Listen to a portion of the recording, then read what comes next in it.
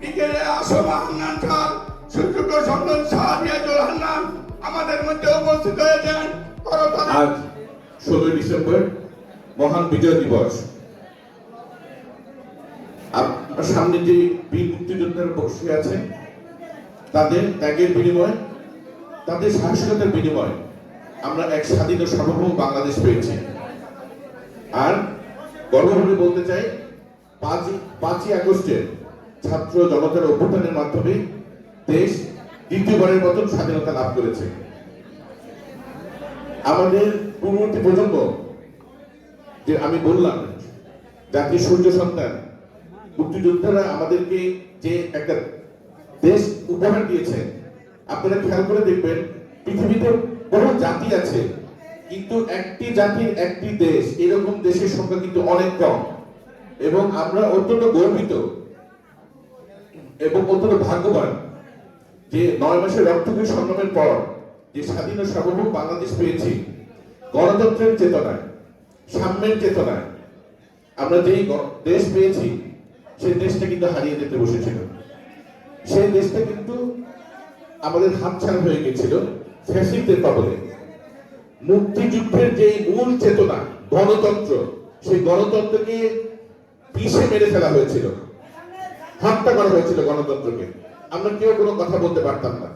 আজকে আমরা সবাই বুক ভরে নিঃশ্বাস নিতে পারছি, আমরা কথা বলতে পারছি। এজন্য আমি মনে করি আমরা সর্বোত্তভাবে আমরা ঋণী হলো আমাদের তাজা রক্ত ঢেলে দিয়ে 5ই আগস্টের বিপ্লবের মাধ্যমে শৈশবকে হটিয়ে দেশকে আবার স্বাধীন করেছে তাদের প্রতি আমি গভীর শ্রদ্ধা জ্ঞাপন করছি। আমি আজকে বক্তব্য দিতে আসিনি। আমি আজকে এসেছি কেবলমাত্র আমাদের মুরব্বীদের সাথে পরিচিত হতে, দেখা করতে, তাদেরকে ব্যক্তিগতভাবে সম্মান জানাতে। বিএনপির পক্ষ থেকে, গাজীপুর জেলা বিএনপি, কাপাসী উপজেলা বিএনপির পক্ষ থেকে তাদের প্রতি আমাদের গভীর শ্রদ্ধা ও সালাম। আসসালামু আলাইকুম।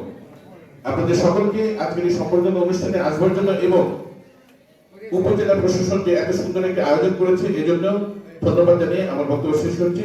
বাংলাদেশ জিন্দাবাদ। আমি কাপাসী উপজেলা মুক্তিযোদ্ধাদের পক্ষ থেকে ওনাকে আন্তরিক ধন্যবাদ জ্ঞাপন করছি। ধন্যবাদ।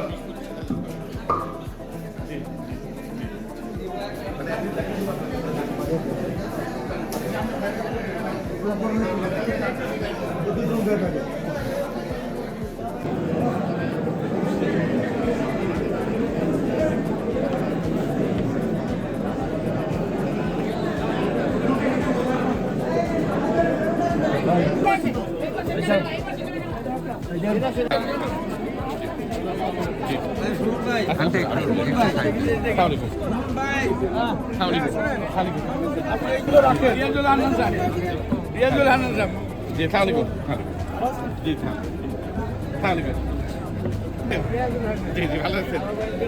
আচ্ছা আচ্ছা,